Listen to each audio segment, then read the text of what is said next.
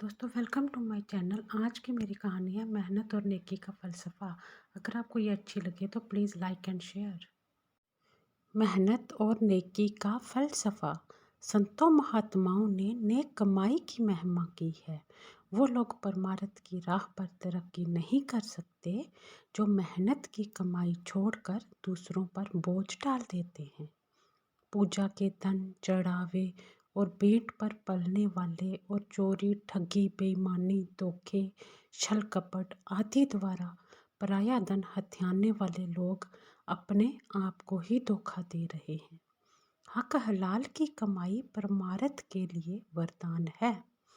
भगवान श्री कृष्ण भी जब हस्तिनापुर गए थे तो उन्होंने भी दुर्योधन के पकवान छोड़कर विदुर के घर की साग रोटी खाई थी, क्योंकि विदुर की कमाई नेक थी और दुर्योधन की छल कपट की। अक्सर हमारे मन में ये आशंका बनी रहती है कि अगर हम बेईमानी नहीं करेंगे तो संसार में काम नहीं चलेगा।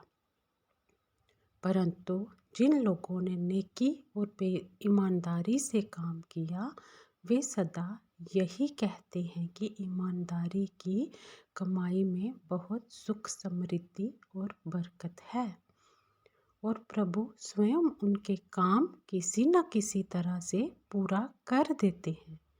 ईमानदारी की कमाई इंसान को अनेक अनाचारों और पापों से बचाती है और हमें ईश्वर के करीब ले जाती है। नेकी और सच्चाई से कमाई गई रोजी रोटी और धन बच्चों को भी सत्य की राह पर ले जाता है। एक छोटी सी कहानी जिसने मुझे बहुत प्रभावित किया मैं आपको सुनाना चाहूँगी। एक बार एक व्यक्ति जो कि एमईएस में जॉब करते थे वहाँ से मिट्टी का तेल दिया जलाने के लिए लाया करते थे। उस समय बिजली घरों में नहीं होती थी। तब लोग कांच की बोतल में मलमल के कपड़े की बाती डालकर मिट्टी के तेल से दिया जलाते थे। उस व्यक्ति ने मिट्टी का तेल पूरे गांव में फ्री में बांटना दिया जलाने के लिए। एक दिन उनके घर एक पहुँचे हुए महात्मा आए। उनसे पूछा कि तुम ये तेल कहाँ से लाते हो? उन्होंने बताया कि एमईएस से लाता हूँ। महात्मा ने उनसे कहा कि अगर तुम इस तेल की लौ से बच्चों को पढ़ाओगे तो तुम्हारे बच्चे लोफर और निकम्मे ही निकलेंगे और जो तुम लोगों को तेल देते हो वो भी हिसाब किताब तुम्हारी जान को ही देना होगा।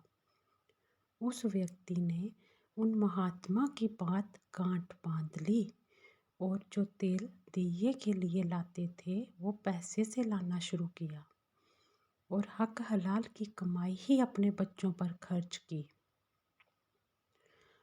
आज उनके सारे बच्चे गवर्नमेंट जॉब में अच्छे स्टेटस पर हैं और ईमानदारी और सच्चाई की राह पर चल रहे हैं। ये मेरे जीवन की लाइव एग्जाम्पल है।